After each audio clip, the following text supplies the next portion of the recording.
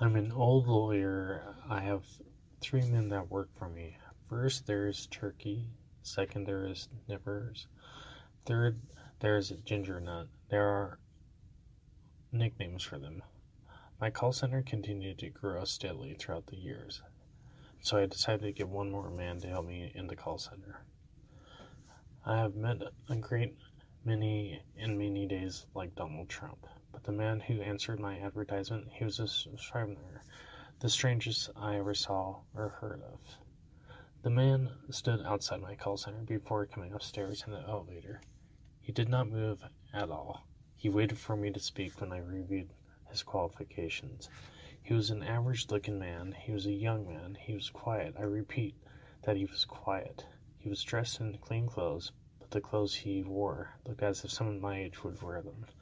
I asked him his name. His name was Bartleby.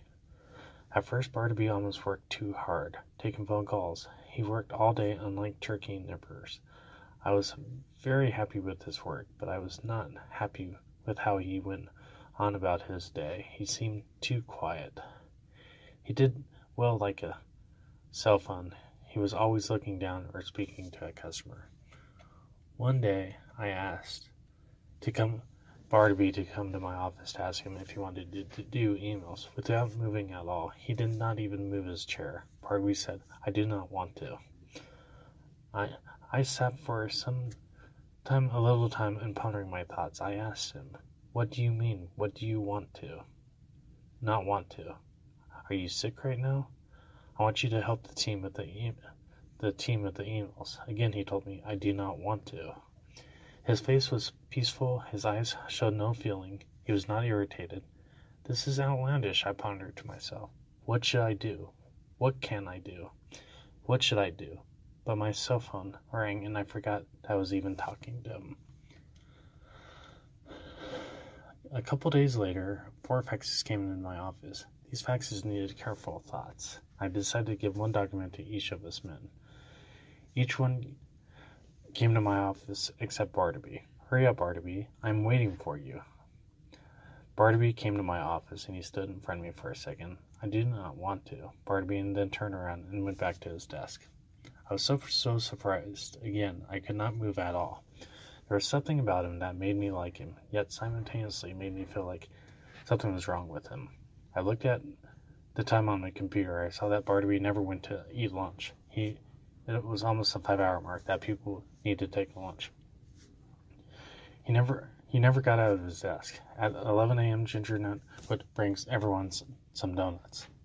Ginger Nut brings them. I thought, poor fellow. He's a fat and has diabetes, but he's useful to me. "Bartleby," I said one afternoon, "please sort all the mail for me." "I do not want to." I walked back to my office. I shut my door and slammed some papers on my desk. I pondered more thoughts. What is the problem here? Bartleby never does anything that I ask him to do. He is always on time. He is never late. Another Sunday had passed. I walked to my office to do some work again. When I waved the key fob at the door, I could not open the door. I stood a little surprised and called customer service line, thinking someone might be making phone calls. Bartleby answers the phone. He told me that he could not let me in. The idea Bartleby was there in the office by himself, it made me furious. I was outside in the cold with the wind blowing. I felt like the dog on a chain with his tail between his or her legs. I pondered more thought. Was he hiding something from me? Is there a woman in the office?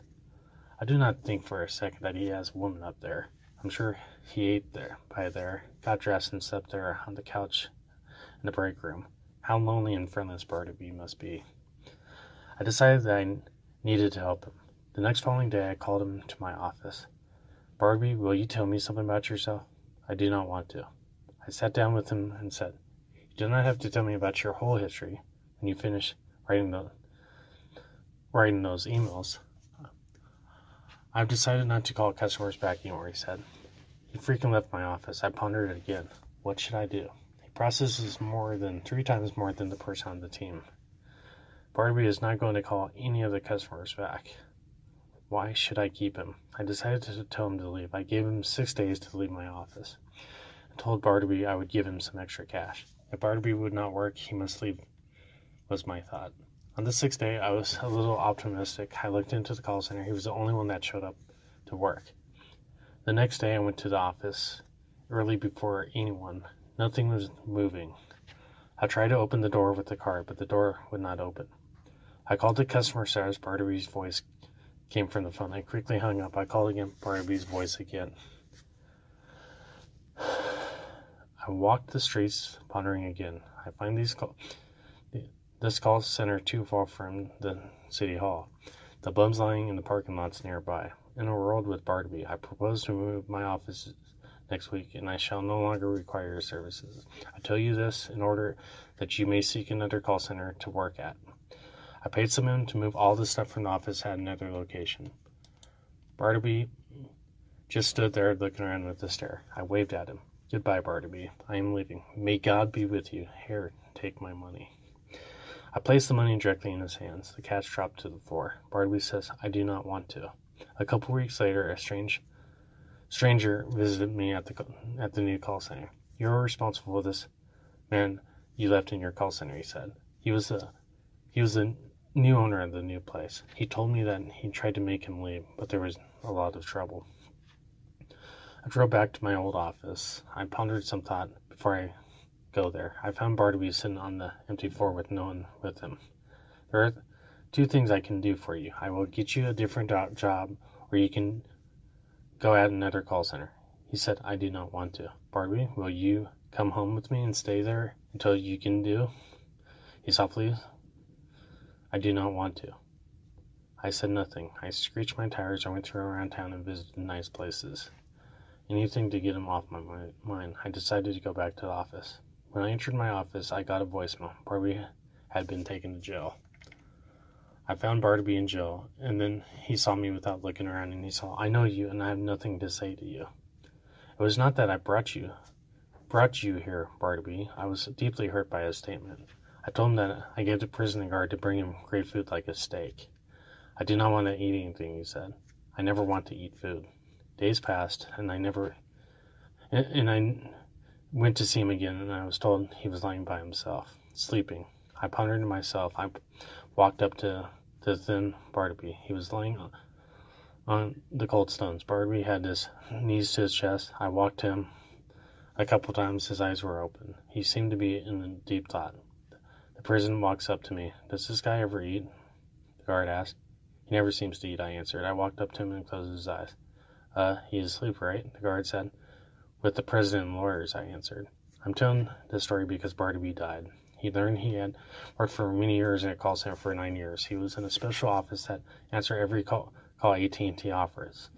It is called Tier 2 Technical Support. I found out by a faded out resume that was written by him. Well, poor Bartleby had to listen to the call to make sure that no one had to call back in. Think of it, from one call to the next.